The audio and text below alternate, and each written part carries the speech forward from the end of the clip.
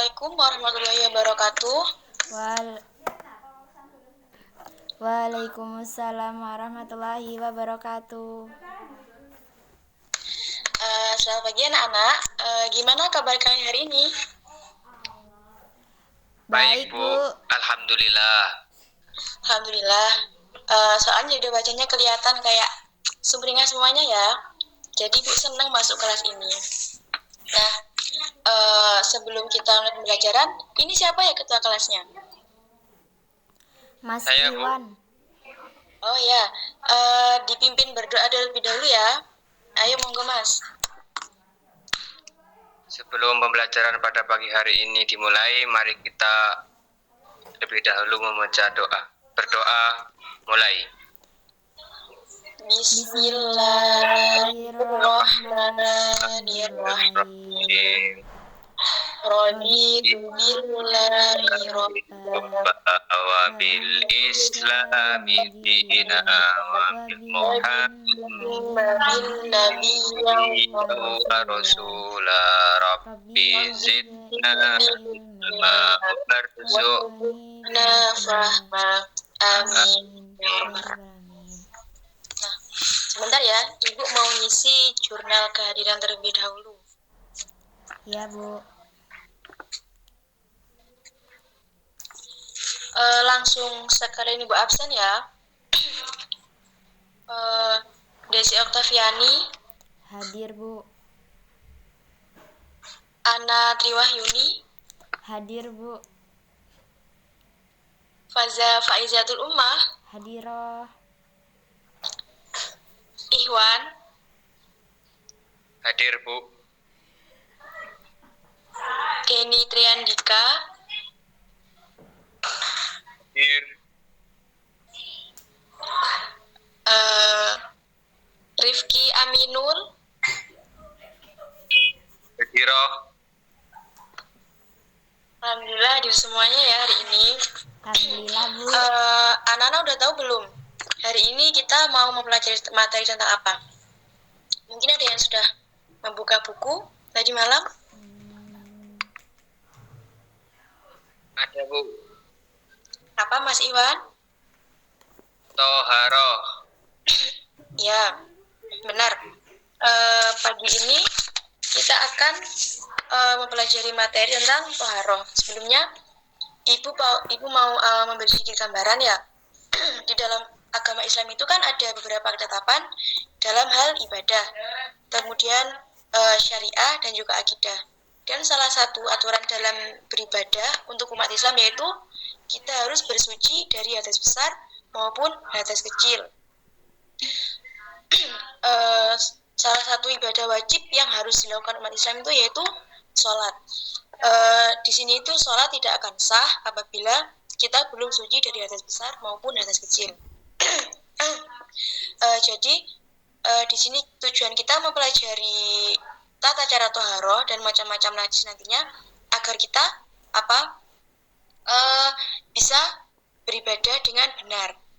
Kemudian langsung saja ya kita masuk ke materi. Bisa dibuka buku LKS-nya halaman 13 ya anak-anak. 13, Bu. Ya, halaman 13. Oh ya, Bu. Ya, Bu. Bisa dibaca terlebih dahulu ya. Ibu beri waktu sekitar 5 menit. Kalian baca sekilas.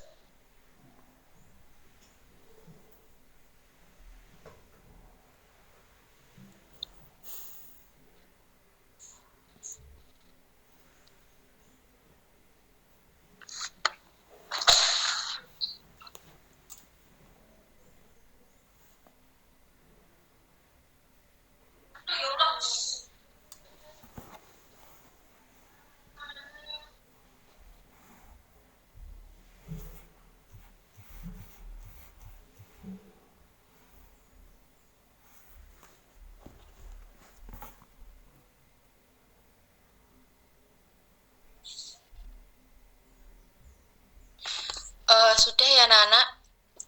Ibu mau sedikit menjelaskan. Yang pertama, yaitu kita akan mempelajari tentang macam-macam najis dan cara mensucikannya. Nah, najis itu berasal dari kata najasa yang berarti kotor. Secara istilah, najis itu merupakan suatu hal yang keluar dari dua jalan atau segala hal yang dapat membatalkan wudhu kita. Jadi harus disucikan terlebih dahulu.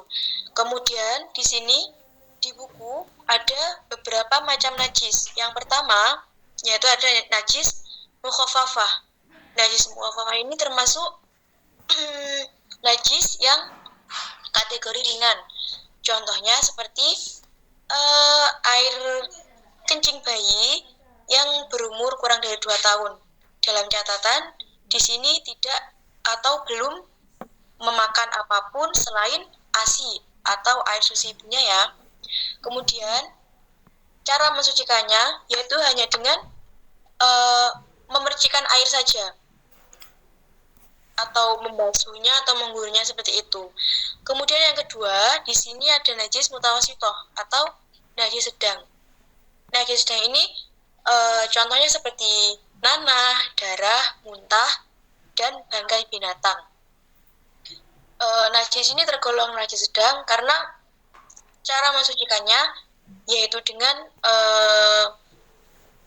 kita hilangkan dulu, misalnya muntah ya, kita hilangkan dulu wujud dari muntah tersebut, kemudian bau, rasanya itu harus tidak terlihat terlebih dahulu, baru kita bisa mensucikan menggunakan air atau juga dengan menggunakan sabun itu bisa ya. Kemudian yang ketiga yaitu najis mughalladhah. Di sini tergolong atau termasuk dalam najis berat. Contohnya yaitu seperti air liur anjing dan juga air liur babi. Di sini cara mensucikannya yaitu dengan kita basuh 7 kali menggunakan air dan salah satunya itu menggunakan atau dicampur dengan tanah atau debu yang suci. Kemudian yang kedua yaitu ada hadas kecil. Hadas kecil itu merupakan suatu hal yang cara membersihkannya itu hanya dengan berwudu atau bertayamum. Maksudnya tidak perlu mandi besar. Nah, ada beberapa hal yang menyebabkan hadas kecil di sini.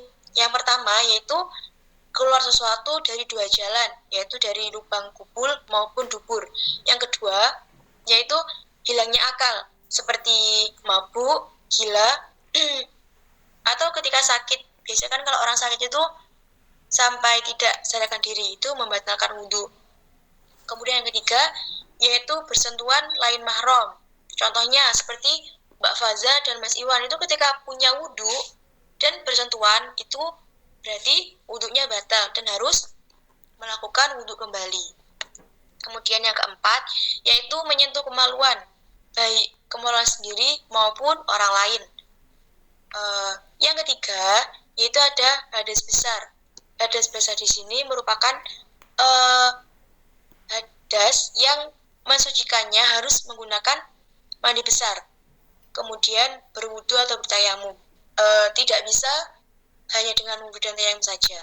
Di sini yang termasuk hadas besar, yang menyebabkan hadas besar, yang pertama yaitu jima, yaitu bertemunya 2 alat kelamin, kemudian keluarnya mani, baik yang disengaja ataupun tidak disengaja. Maksudnya baik dia itu secara sadar ataupun mimpi.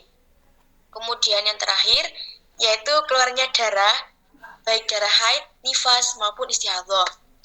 Nah, dari sini mungkin ada yang sedikit perlu ditanyakan kepada Ibu dari Mbak Faza ataupun Mas Iwan.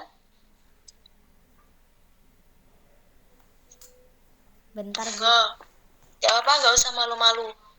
Daripada nanti gak paham.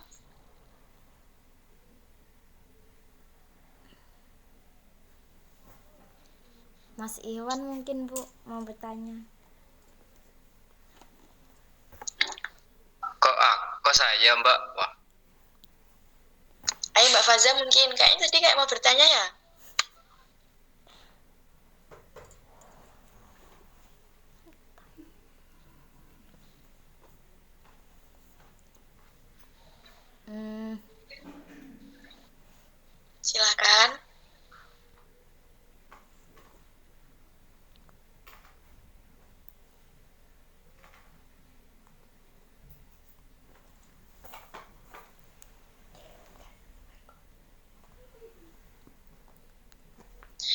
Atau mungkin ada teman-teman lain yang mau bertanya? Nggak apa-apa.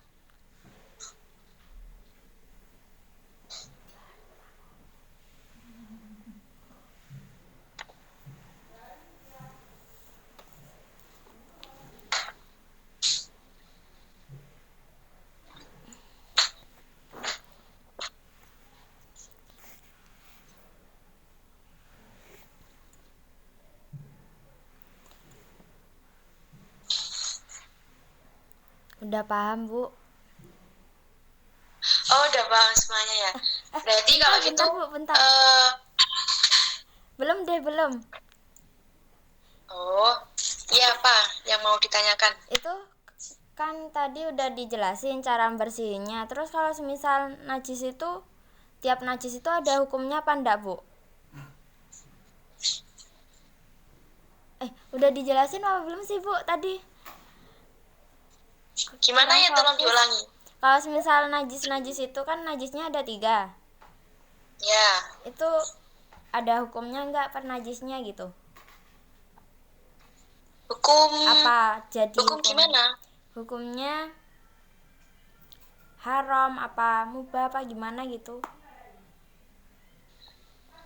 Kalau di najis itu anu ya, Mbak, tidak ada hukum najisnya haram ataupun mubah seperti itu. Mungkin yang Mbak tanyakan cara mensucikan najisnya atau gimana?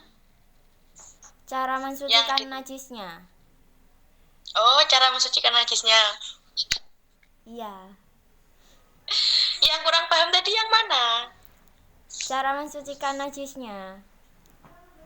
Yang najis yang mukhafafah, mughalladah atau yang mutawasithah? Yang Atau tiga-tiganya? semuanya.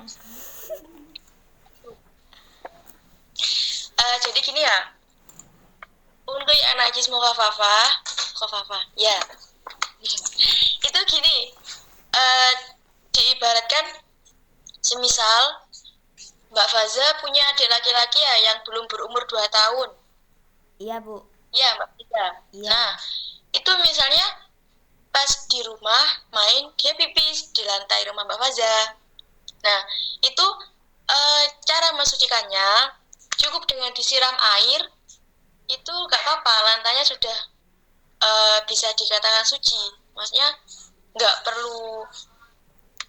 mungkin nggak perlu dikasih sabun dan sebagainya. Tapi kalau ada unsur bau seperti mungkin pesing, itu bisa menggunakan sabun seperti itu.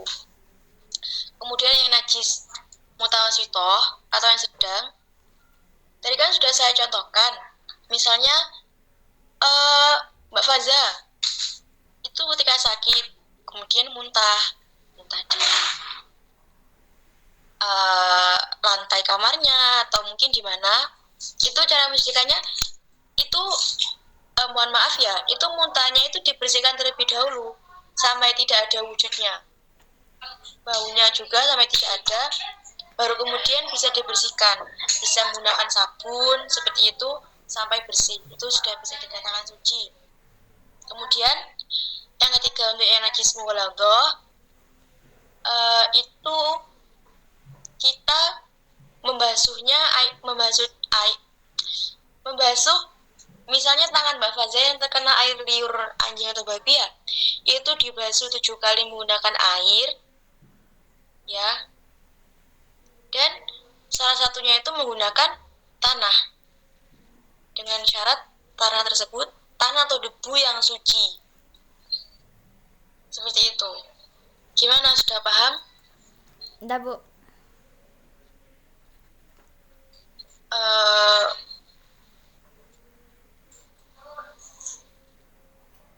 Saya mau bertanya, Bu. Iya, monggo Mas Iwan. Saya belum paham yang najis muhaladah. Berarti kan ada mutawasithah, mukhafafah. Yang saya tanya yang muhaladah, yang Ibu contohkan tadi itu najis muhaladah, itu yang dicontohkan itu anjing sama babi. Kemudian cara mensucikannya itu dengan membasuh 7 kali, baik itu dengan air maupun dengan tanah. Ya, dengan tanah ya.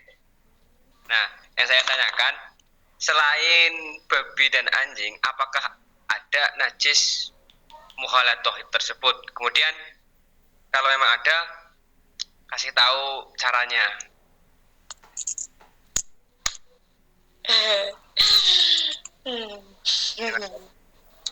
Ya, kalau dalam ayat Al-Quran itu disebutkan yang termasuk najis mughaladah itu hanya ada 2 tersebut kalau di dalam Al-Quran ya, yaitu air liur anjing dan juga babi. Dan cara membersihkannya yaitu dengan yang saya sebutkan tadi. Tapi untuk di luar tersebut sampai saat ini ibu sendiri masih belum tahu ya mas, maksudnya belum pernah mendengar lah najis mughaladah selain air liur anjing dan babi tadi. Seperti itu. Dan mungkin ada yang ditanyakan?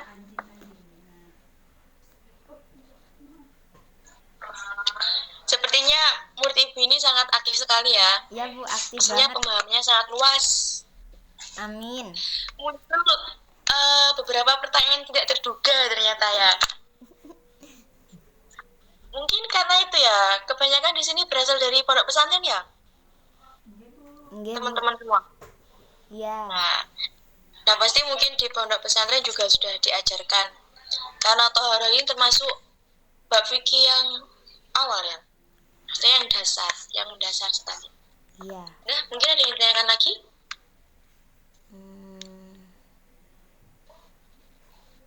Sudah tidak ada. Nggak ada, Nggak. Bu. Sekarang gantian ibu yang bertanya ya. Untuk mereview tadi materi yang sudah ibu sampaikan, untuk melihat sejauh mana sih tadi kalian mendengarkan apa yang dijelaskan sama ibu apa tidak ya. Untuk Mbak Faza terlebih dahulu ya. Iya, Bu. Tolong. Kok ketawa kenapa Mbak Faza? Ada yang lucu? Enggak.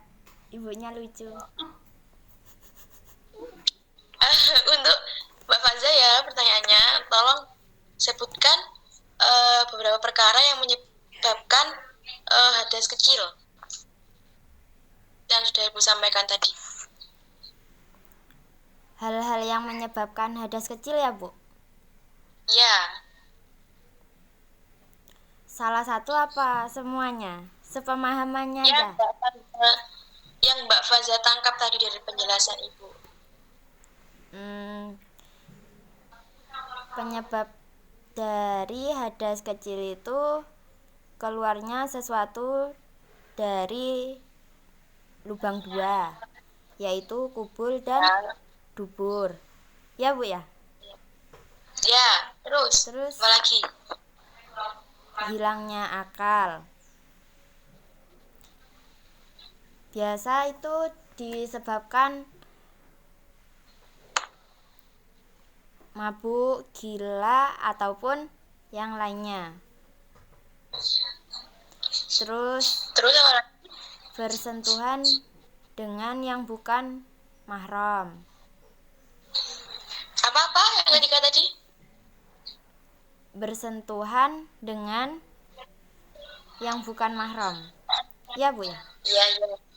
Ya, terus Menyentuh kemaluan baik punya sendiri maupun punya orang lain dengan telapak tangan atau jari. ya. Terus cara mensucikan najis tadi seperti apa? Bagaimana caranya?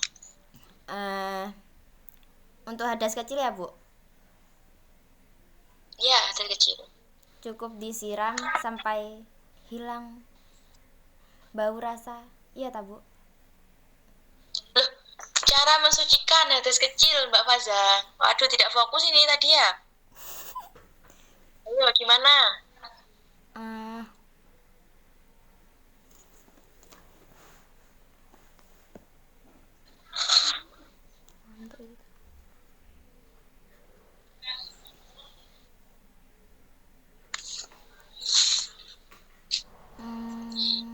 Masa lupa tadi? Cara mensucikan hadas kecil itu dengan dengan wudhu. Nah, ya, benar. Ngantuk, Bu. Kemudian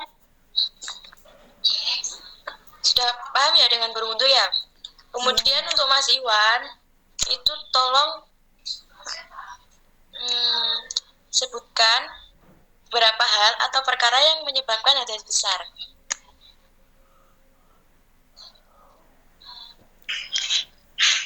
Yang menyebabkan membatalkan perkara yang menyebabkan hadas besar diantaranya yaitu berjima. Berjima itu berhubungan badan suami istri. Kemudian keluarnya mani baik disengaja maupun tidak disengaja. Yang ketiga, keluarnya darah haid baik nifas atau darah haid Atau istihadah. Ya, Mas? istiadah. Ya. Ya, Terus cara membuktikannya gimana? mandi besar. Apa? Mandi besar. Ya, benar sekali. Jadi Bu, yang apa? Yang hadas besar tadi apa bukan apa? Keluarnya darah wilada. Iya. Bukan apa istihadah. maksudnya? Wilada, bukan istihadah. Yang hadas besar? Oh iya, wiladah. Maaf ya, bukan istiadah. Oh iya, Bu. Mohon maaf. Yang ketiga wiladah ya Mas, bukan istiadah. Haid, nifas, dan wiladah. Sudah tahu belum wiladah itu apa? Belum. Tahu. Melahirkan, Bu. Nah, ya. Darah yang keluar setelah melahirkan ya. Gimana kok malah tahuan Mas Iwan daripada Mbak Fazza?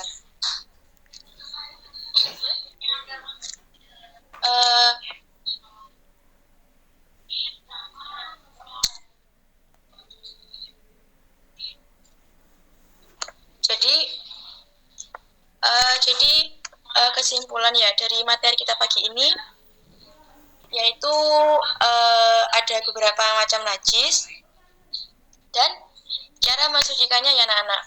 Di sini kenapa kita mempelajari materi ini, karena ini penting sekali, karena ini sebagai dasar kita sebelum beribadah, sholat. Karena sholat itu seperti yang sudah Ibu jelaskan tadi ya, sholat itu merupakan salah satu ibadah wajib yang harus dilakukan oleh umat Islam. Bahkan dalam sebuah hadis itu sudah disebutkan sholat itu merupakan tiang agama. Barang siapa yang mendirikan sholat, maka sungguh ia telah menegakkan agamanya atau agama Islam. Dan barang siapa yang meninggalkan sholat, maka sungguh dia telah merobohkan agama Islam. Jadi mulai dari sekarang kalian itu sudah harus memahami tata cara bersuci yang benar, dan seperti wudhu. Kemudian untuk yang perempuan, untuk sekarang seperti tata cara mandi wajib ya setelah haid. Kemudian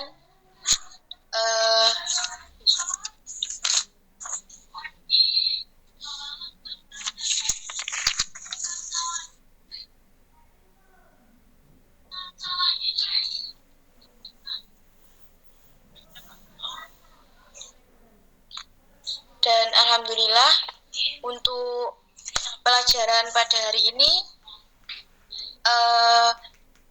kalian itu ternyata langsung mampu menangkap apa yang Ibu sampaikan ya. Alhamdulillah. Iya, Bu. Kemudian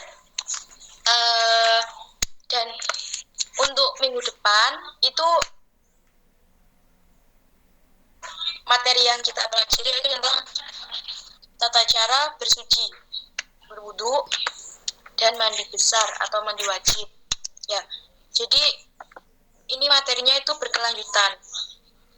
Tadi kan macam-macam najisnya, kemudian untuk pertemuan selanjutnya yaitu tata cara untuk membersihkan najisnya seperti berwudu. Kemudian untuk tugas mingguan itu kalian buka ya, itu LKS halaman 15, ada pilihan ganda dan uraian. Sudah ketemu belum? Bentar, Bu.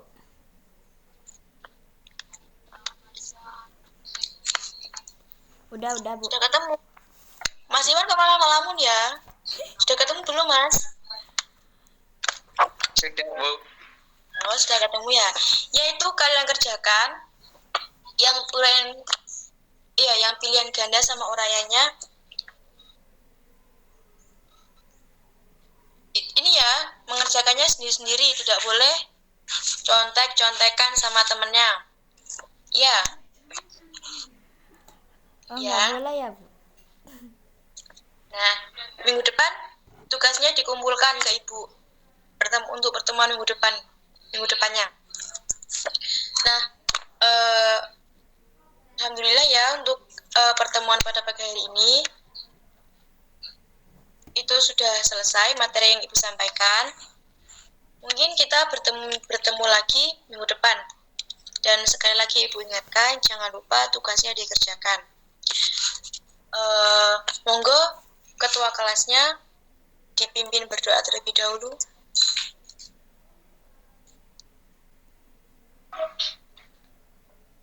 Sebelum kita akhiri, mari kita akhiri pelajaran pada pagi hari ini dengan bacaan Alhamdulillah bersama, dengan harapan apa yang kita pelajari dari awal hingga akhir bisa bermanfaat. Amin amin ya rabbal alamin. Amin. Alhamdulillahirabbil alamin. Nah, terima kasih. Dan Ibu mohon maaf ya apabila hari ini ada beberapa kesalahan kata yang disampaikan, dan semoga apa yang sudah kita pelajari hari ini itu dapat bermanfaat. Amin amin ya rabbal alamin. Amin. Ibu akhiri pelajaran pada pagi hari ini. Kita bertemu lagi minggu depan ya. Assalamualaikum warahmatullahi wabarakatuh. Waalaikumsalam Waalaikumsalam warahmatullahi wabarakatuh.